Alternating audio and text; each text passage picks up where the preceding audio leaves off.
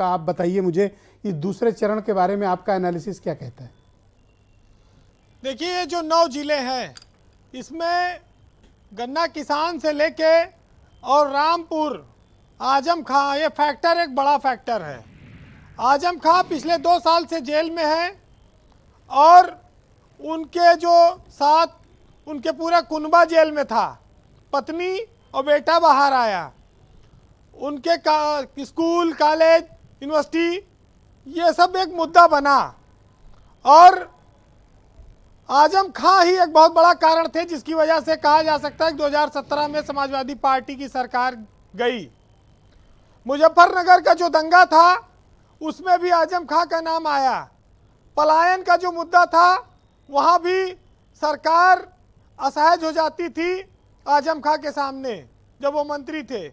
इसको बीजेपी ने खूब भुनाया। ये जो दूसरा चरण है, 55 सीटें हैं, ये वही इलाका है जिसे आप जाटलैंड भी कह सकते हैं, किसान आंदोलन का इलाका भी कह सकते हैं और मुस्लिमों के बाहुल्य का इलाका कह सकते हैं। जो मतदान पिछले दिन हुआ वो ये संकेत देता है कि जहां मुस्लिम आबादी ज़्यादा थी वहां मतदान ज़्यादा हुआ, जहां नोएडा और गाज़ियाबाद था वहां शहरी इलाके में मतदान कम हुआ। तो लोगों की दिलचस्पी क्या है? लोग जो ज़्यादा निकल रहे हैं उनकी दिलचस्पी है कि सरकार अपने हिसाब से चुनी जाए और ज़्यादा से ज़्यादा जम के वोट दिया जाए। इसको आप बीजेपी में नुकसान के तौर पर भी देख सकते हैं क्योंकि किसान का फैक्टर इस चरण में भी बना रहेगा।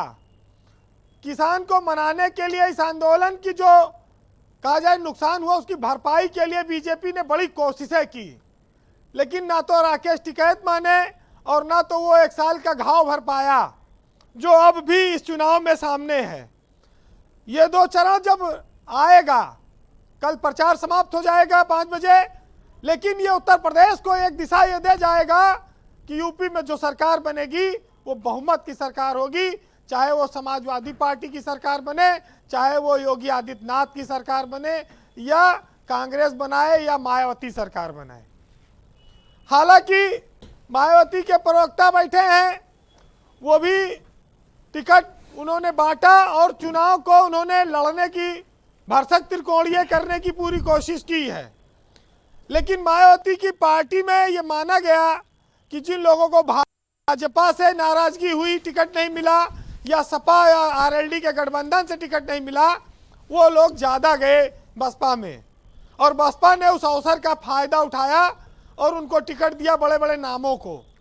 तो स्वाभाविक है कि बसपा एक बहुत बड़ा फैक्टर बनेगी इस चुनाव में और वो पिछली बार से ज़्यादा सीटें जीतने की कोशिश करेगी। मतलब बागियों की वजह से बड़ा फैक्टर बन रही है।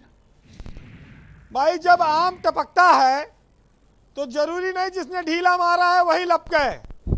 बहुत बार जो भी ढीला मारने के बजाय जो लोग ताक रहे होते हैं वो लपक लेते हैं। तो ये इसी तरह का चुनाव हो गया है। ठीक है। दूसरे चरण में अगर आप देखेंगे तो जयंत चौधरी की जो प्रतिष्ठा है वो अभी भी दांव पर है। ये इलाका उससे प्रभावित है। जयंत चौधरी को बीजेपी मना नहीं पाई या वो माने नहीं, उसके पीछे आप 2-3 बड़े कारण देख सकते हैं। एक तो चौधरी अजीत सिंह का निधन हो जाना, दूसरा जयंत चौधरी के ऊपर लाठी बरसा देना हाथरस की घटना में। इसको जाटों ने अपनी प्रतिष्ठा से जोड़ा और जाट और मुसलमान बीजेपी से अपने आप को असहज महसूस करते रहे और यही वजह है कि चाहे शामली हो, चाहे अभी आपका मेरठ था, मुजफ्फरनगर था, ये जो इलाके गए यहाँ वोटिंग ज़्यादा हो गई। और आपने देखा होगा कि ये गर्मी, चर्बी, ये पलायन, ये दंगा, ये नहीं टिक पाया। ये जातिवाद, ये सब कमज़ोर चला गया। 80-20 ये जो फार्मूला था ये ध्रुवीकरण नहीं कर पाया। लोग स्वतंत्रता पूर्वक मतदान कर रहे हैं।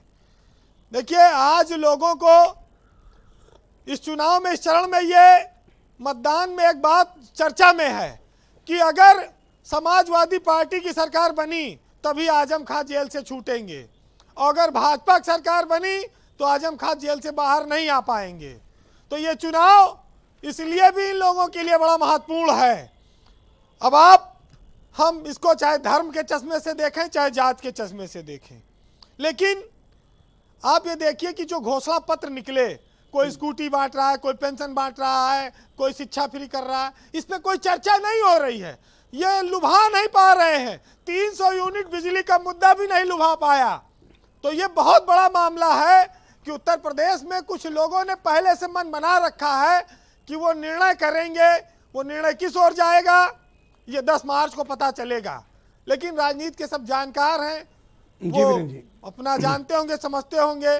जी हमारे मनीष सिंधवी बैठे हैं, इनका एक बड़ी डिमांड रहती है, तो आज मैं उसको दोबारा सुना दूं कि उसके बाद मैं एक और सुनाऊंगा। लेकिन हमारे यहाँ कहा जाता है नेता और बीवी ये किसी की नहीं सुनते ब्रजेश जी, चाहे जितने बड़े आप तोप हो।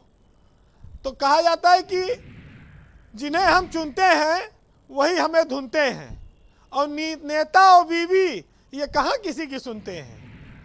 तो चुनाव बाद ये मनमानी करने लगते हैं। तो वैसे जान लीजिए ये हम जा रहे हैं चुनाव में। एक साहित्यकार ने लिखा है कि अभी जमीर न बेचो, अभी है कम कीमत, चुनाव आने दो भारी उछाल आएगा। आज हुकूमत और सियासत दोनों का दस्तूर है यह कि जिसके हाथ में लाठी होगी भैंस वही ले जाएगा। अब हवाएं खुद करेंगी रोशनी का फैसला, और जिस दिए में जान होगी वो दिया रह जाएगा। जी वीरेंद्र जी, वाह।